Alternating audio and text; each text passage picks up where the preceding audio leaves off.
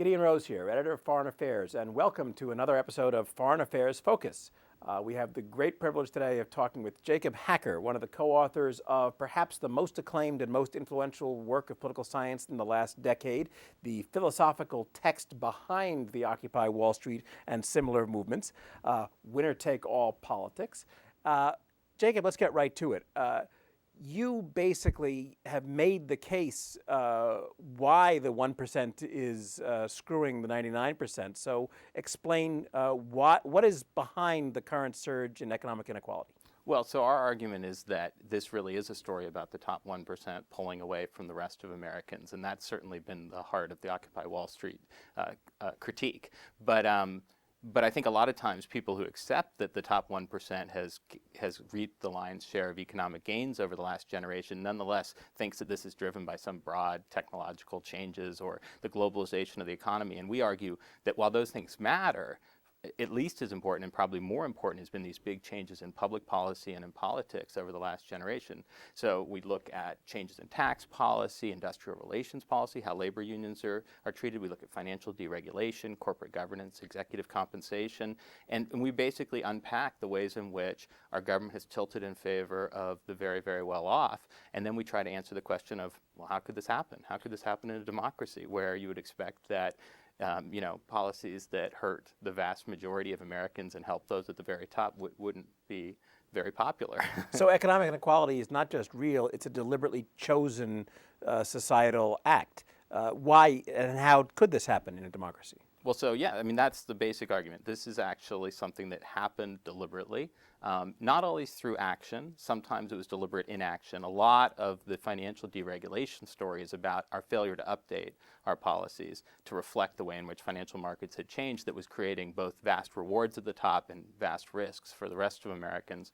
But much of the book is really trying to answer the question of, how did this happen? I mean, why are tax rates so low on the very richest, much lower than they were a generation ago? Why have we seen this massive shift toward accommodating Wall Street and actually creating some of the risks that really led to the financial crisis? And why have we seen so little support for broad policies that would help the middle class or labor unions that represent workers? And the answer is? And the answer is, well, George Packer in his nice essay in Foreign Affairs said our answer is basically organized money. And there's two sides to that, organization and money. I think when most people talk about money, they talk about campaign finance, right? And that's a really important part of the story, but at least as important is lobbying and organization. The way in which business and Wall Street organized in the 1970s and 1980s, and in the case of Wall Street, really in the 1990s when it started to reach the pinnacle of its power and influence, say, the Clinton administration in terms of deregulating the industry and eliminating the traditional divides that were in the Glass-Steagall Act between investment and banking. When you look at that, really, it was about building an organization in Washington that would actually be able to push for the long term for big policy changes and resist efforts to update policies to reflect these changing economic realities. And one of the things that really helped for these organizations was that at the same time that they were pushing, there was these big changes taking place in our politics. And we argue that these two are very intertwined. So what were those changes? Well, Congress became much more polarized with the Republican Party moving dramatically to the right. And this was really a reflection of the degree to which the Republican Party started to get very little pushback from within its own coalition as it moved rightward and in fact was getting more and more pressure to adopt a more conservative economic line from business interests, from Wall Street, from other sources. And at the same time, the polarization was taking place. We saw the rise of the filibuster as this enormous constraint on government action. The filibuster has gone from being this very rare, procedure in the Senate used by small minorities to being basically the common rule for all legislation besides the budget. So everything besides the budget has to get 60 votes, and it's much harder to pass policies. We've seen a few hundred filibusters in just the past few years. So if the right was doing all this, where was the left? Out to lunch? Well, the left was divided, as you might expect, by these developments. So first of all, during this crucial period when business unites and becomes much more organized in the 1970s, Republicans figure out much more quickly how to get business money. So for a while, Democrats are just getting clobbered in terms of organization and in terms of finance. But they, of course, catch up. But they catch up in part under Tony Coelho and Rahm Emanuel and other entrepreneurs by reaching out to business and creating their own set of lobbying sort of connections. So there's a great quote in the book from Rahm Emanuel, who he says, at one point, he says, congressional campaigns they really have three parts. The first part is about money, money, money. The second part is about money, money, press.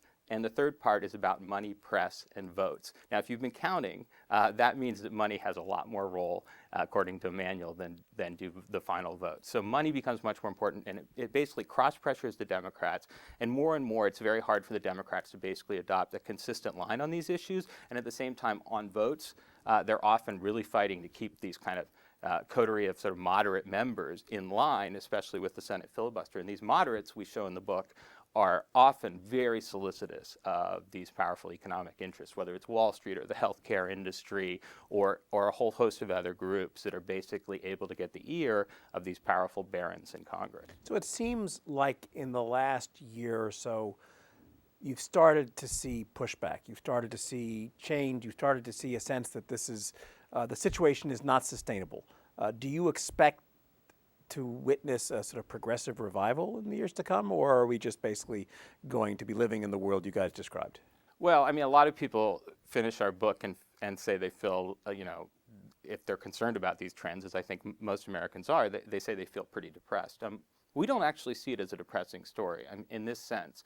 The depressing story that we see out there is basically that we are condemned to see this rising gap between the middle and the top because of globalization and technological change, and we really can't turn back the clock. And we argue this is really about politics, and therefore it can be addressed.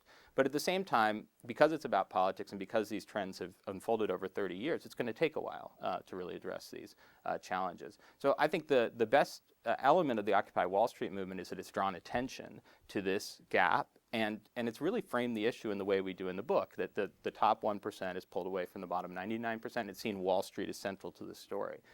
But I think the longer-term challenge is to build organizations that can represent middle-class Americans on these economic issues. It's really both that there was this massive mobilization at the top and that there was this vacuum of power that for the middle that explains, I think, the winner-take-all politics that we describe in our book. Well, follow these and other stories in the pages of Foreign Affairs. Jacob Hacker, thank you very much. Thanks for having me on, Gideon.